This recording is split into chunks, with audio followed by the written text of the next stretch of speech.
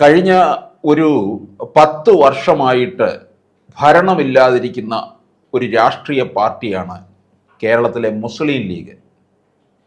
അവരെ സംബന്ധിച്ചിടത്തോളം ഇനി ഒരു 5 വർഷം കൂടി, അതായത് ഒരു തവണ കൂടി ഭരണമില്ലെങ്കിൽ മിക്കവാറും അത് ഭ്രാന്തിലേക്ക് പോകും. അപ്പോൾ ലോക രാഷ്ട്രീയ ചരിത്രത്തിൽ ഒരു കാര്യം എഴുതി ചേർക്കേണ്ടി വരും. അധികാരം കിട്ടാതെ ഭ്രാന്ത് പിടിച്ച് നശിച്ച ഒരു പാർട്ടിയായി മുസ്ലിം ലീഗ് കേരളത്തിൽ. അവരിപ്പോൾ നെട്ടോട്ടം നടക്കുകയാണ്. എങ്ങനെയെങ്കിലും 2026 ഭരണം പിടിക്കണം. ഇപ്പോൾ UDF-ലാണല്ലോ നിൽക്കുന്നത്. പക്ഷേ UDF-ന്റെ സ്ഥിതി ആകെ പരിങ്ങലായി വരികയാണ്, ആകെ വഷളാകുകയാണ്. ദേശീയ തലത്തിൽ തന്നെ ഇല്ലാതാകുന്നു. AICC സമ്മേളനം നടന്നിടത്ത് പോലും ആരും ഇല്ലായിരുന്നു താനും. വേണ്ടത്ര തീരുമാനമൊന്നുമില്ല. കേരളത്തിലാണെങ്കിൽ തമ്മിലടിയാണ്. ഈ തമ്മിലടി പറഞ്ഞ് പരിഹരിക്കാനായിട്ട് ലീഗ് പലപ്പോഴും എല്ലാ തരത്തിലുള്ള ശ്രമവും നടത്താറുണ്ട്. പക്ഷേ എല്ലായ്പ്പോഴും അത് വിജയിക്കുന്നുമില്ല താനും. ഇവിടുത്തെ കലഹമെല്ലാം ലീഗ് കൃത്യമായി ഹൈക്കമാൻഡിനെ അറിയിക്കുകയും ചെയ്യും. UDF-ൽ നിന്ന് ക്രൈസ്തവ വോട്ടുകൾ മുഴുവൻ ചോർന്നു പോകുന്നു എന്നാണ് മുസ്ലിം ലീഗ് മനസ്സിലാക്കുന്നത്. ക്രൈസ്തവ വോട്ടും NSS-ന്റെ വോട്ടുകളും ഒക്കെ ഒരു കാലത്ത് UDF-ൽ കോൺഗ്രസിൽ ഉറച്ചു നിന്നിരുന്നതാണ്. അതിനകത്തൊക്കെയാണ് ഇപ്പോൾ ഇളക്കം സംഭവിച്ചിരിക്കുന്നത്. അതുകൊണ്ട് ലീഗ് കണക്ക് കൂട്ടുന്നത് 26-ൽ ഭരണം പിടിച്ചെടുക്കുക അത്ര നിസ്സാരമല്ല. സാധാരണഗതിയിൽ നമുക്കേവർക്കും അറിയാം കേരളത്തിലെ ഭരണരീതി. ഇക്കുറി LDF ആണെങ്കിൽ അടുത്ത തവണ UDF, പിന്നെ LDF, UDF, LDF, ഇങ്ങനെ വന്നു പോവുകയാണ് ചെയ്യുന്നത്. 2021-ലാണ് ഇതിന് മാറ്റം സംഭവിച്ചത്.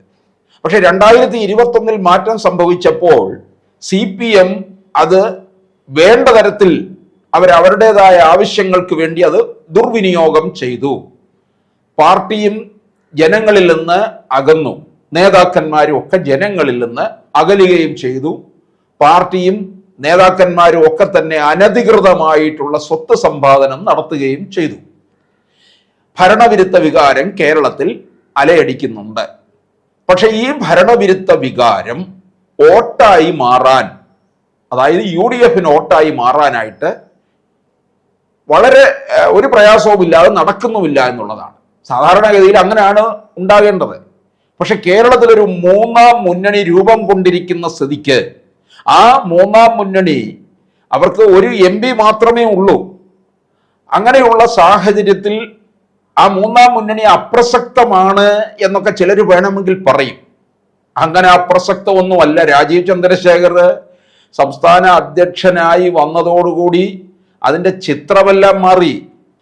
കളി വേറൊരു ലെവലിലാണ് ഇപ്പോൾ പോയിക്കൊണ്ടിരിക്കുന്നത്. 2014 മുതൽ കേന്ദ്രം ഭരിക്കുന്ന ഒരു പാർട്ടിയുടെ സംസ്ഥാന ഘടകം ഇപ്പോൾ ഉണർന്ന് പ്രവർത്തിക്കുകയാണ് കേരളത്തിൽ. അത് ലീഗിന് ആണ് ഇപ്പോൾ ഏറ്റവും കൂടുതൽ ഒരു അങ്കലാപ്പ് സൃഷ്ടിച്ചുകൊണ്ടിരിക്കുന്നത്. 26-ൽ ഭരണം പിടിക്കണമെന്നുള്ളത് കൊണ്ട് ലീഗ് ഇടയ്ക്ക് ജോസ് കെ മാണി വിഭാഗത്തെ കേരള കോൺഗ്രസിനെ അവിടുന്ന് പുറത്ത് ചാടിച്ചു കൊണ്ടുവരാനുള്ള ശ്രമവും നടത്തിക്കൊണ്ടിരിക്കുന്നു എന്ന് വേണമെങ്കിലും പറയാം. അതിനുവേണ്ടി തിരുവമ്പാടി സീറ്റ് ജോസ് കെ മാണിക്ക് കൊടുക്കാമെന്ന് വരെ പറഞ്ഞിരിക്കുകയാണ്. ലീഗിന്റെ ആണ് തിരുവമ്പാടി സീറ്റ്. നിലവിൽ അവിടെ CPM-ന്റെ ഒരു MLA ആണ് ഉള്ളത്. അത് ഒരു നേരിയ ഭൂരിപക്ഷമാണ്. ഒരു 3000-ലധികം വോട്ടിന്റെ ഭൂരിപക്ഷത്തിൽ മാത്രമാണ് 21-ൽ അവിടെ നിന്ന് വിജയിച്ചത്. അതൊക്കെ തീർച്ചയായിട്ടും ഇപ്പോൾ ഒരു ഭരണവിരുദ്ധ വികാരമുള്ള സാഹചര്യത്തിൽ പിടിച്ചെടുക്കാമെന്ന് അവർ കണക്ക് കൂട്ടുന്നുണ്ട്. എന്തായാലും ലീഗ് അത്തരത്തിൽ ശ്രമിക്കുമ്പോഴും കോൺഗ്രസിനകത്തെ ഈ അനൈക്യം കാരണം പാർട്ടി ശിഥിലമാകുന്നു എന്നവർക്ക് മനസ്സിലാകുന്നുണ്ട്. പിന്നെ എങ്ങനെ ഭരണം പിടിക്കും?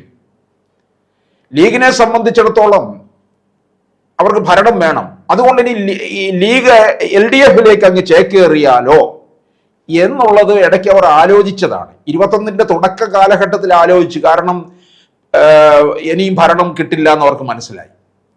പക്ഷേ കേരളത്തിലെ പാർട്ടിയും സഖാക്കന്മാരും ഒക്കെ തന്നെ, പിണറായിയും കുടുംബവും ഒക്കെ തന്നെ വലിയ അഴിമതി ആരോപണങ്ങളിൽ പെട്ടുകഴിഞ്ഞപ്പോൾ ജനങ്ങൾ വലിയ എതിരായി. അപ്പോൾ ലീഗിന്റെ തീരുമാനത്തിന് മനംമാറ്റം സംഭവിക്കുകയും ചെയ്തു. അങ്ങനെ ലീഗ് തീർച്ചയായിട്ടും ഇനിയിപ്പോൾ വീണ്ടും LDF-ലേക്ക് പോയാലൊന്നും അതിന്റെ ഗുണം കിട്ടുമെന്ന് അവർക്ക് പ്രതീക്ഷയില്ല. കേരളത്തിലെ ഒരു തൂക്ക് സഭയിലേക്ക് പോലും കാര്യങ്ങൾ നീങ്ങുമെന്നുള്ളതാണ്. കാരണം BJP നിർണായക ശക്തിയായി മാറാൻ പോകുന്നു. ആ നിർണായക ശക്തിയാകുമ്പോൾ ഇവിടെ LDF-ഉം UDF-ഉം ഒക്കെ അപ്രസക്തമാകുന്ന ഒരു കാൽവെപ്പാണ് നമുക്കിവിടെ കാണാനായിട്ട് കഴിയുന്നത്. അപ്പോൾ ലീഗ് ഇനി ഏത് തരത്തിൽ ചേക്കേറുമെന്നുള്ളതാണ്, എങ്ങോട്ടേക്ക് പോകുമെന്നുള്ളതാണ് അറിയേണ്ടതായ കാര്യം. ലീഗിനെ സംബന്ധിച്ചിടത്തോളം അവരുടെ സീറ്റുകളൊക്കെ എപ്പോഴും സേഫ് ആയിരിക്കും. വലിയ ഇളക്കമൊന്നും അവിടെ സംഭവിക്കത്തില്ല. 1-2 സീറ്റുകളിൽ മാത്രം എന്തെങ്കിലും പരാജയം ഉണ്ടായെങ്കിലേ ഉള്ളൂ. അല്ലാതെ ഒരു ഇടങ്ങളിലും അവർക്ക് കുഴപ്പം സംഭവിക്കത്തില്ല എന്നുള്ളതാണ്. അത് ലീഗിന്റെ ഒരു പ്രത്യേക സ്വഭാവം കൂടിയാണ്. ഈ LDF-ൽ നിന്ന് ജോസ് കെ മാണിയെ ഇപ്പുറത്തേക്ക് കൊണ്ടുവന്നാൽ പോലും കോൺഗ്രസിനകത്ത് ശിഥിലമായിക്കൊണ്ടിരിക്കുമ്പോൾ ഭരണം പിടിച്ചെടുക്കാൻ കഴിയുമെന്ന് അവർക്കൊരു പ്രതീക്ഷയുമില്ല. അല്ലെങ്കിൽ മുന്നണിയുടെ വിപുലീകരണം ഏതെല്ലാം തരത്തിലായിരിക്കണമെന്നുള്ളതിനെ കുറിച്ച് കൂടി അവർ ശക്തമായി ആലോചിക്കുന്നുണ്ടാകാം. ക്രൈസ്തവരുടെ ഇങ്ങോട്ടേക്ക് കൊണ്ടുവരിക, ക്രൈസ്തവ സഭയെ മുഴുവൻ ഇനിയിപ്പോൾ ഇങ്ങോട്ടേക്ക് കൊണ്ടുവരിക എന്ന് പറയുന്നത് അത്ര നിസാരമല്ല. കാരണം വഖഫ് വിഷയത്തിൽ അവിടെ വലിയൊരു അടിയാണ് നേരിട്ടത്, പ്രത്യേകിച്ച് കോൺഗ്രസിന്. വഖഫ് ഭേദഗതി ബില്ല് ക്രൈസ്തവ സഭ മുഴുവൻ അംഗീകരിച്ചിരിക്കുകയാണ്. അതെന്താണ് ബില്ല്, അതിലെന്താണ് സംഭവിക്കുന്നത് എന്നൊക്കെയുള്ള കാര്യങ്ങൾ വ്യക്തമാക്കി കൊടുക്കുകയും ചെയ്തിട്ടുണ്ട്. PC ജോർജും ഷോൺ ജോർജും ഇവരുടെയൊക്കെ ഇടപെടലാണ് ഈ ബില്ലിന്റെ വ്യക്തമായ വിവരങ്ങൾ ക്രൈസ്തവ സഭയ്ക്ക് നൽകിയത്. അപ്പോൾ തീർച്ചയായിട്ടും ക്രൈസ്തവ സഭ BJP-യിലേക്കൊരു ചായ്വ് പ്രകടമാക്കുന്നുണ്ട്. അത് ഇക്കുറി നമുക്ക് വ്യക്തമായി കാണാം. അത് വോട്ടായിട്ട് മാറുകയും ചെയ്യും. അങ്ങനെ വരുമ്പോൾ ഈ UDF-നകത്ത് ആകെക്കൂടെ വലിയൊരു തകർച്ച സംഭവിക്കും. പ്രത്യേകിച്ച് പല MLA-മാരും, ഇപ്പം ഉമ്മൻചാണ്ടിയും KM മാണിയും ഒക്കെ കോൺഗ്രസിലുള്ള കാലത്ത് അവരൊക്കെ കോൺഗ്രസിന്റെ സമുന്നത നേതാക്കന്മാരും കേരള കോൺഗ്രസ് നേതാവും ഒക്കെയാണ്.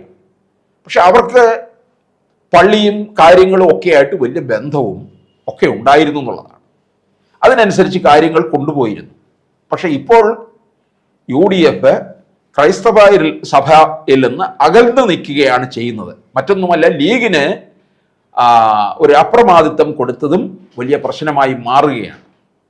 എന്തായാലും ഭരണം 3-ാം തവണയും എങ്കിലും പിടിച്ചെടുക്കാമെന്നുള്ള ലീഗിന്റെ മോഹം സഫലമാകുമോ ഇല്ലയോ എന്നുള്ളത് അല്പം കൂടെ ഒന്ന് കാത്തിരിക്കണം.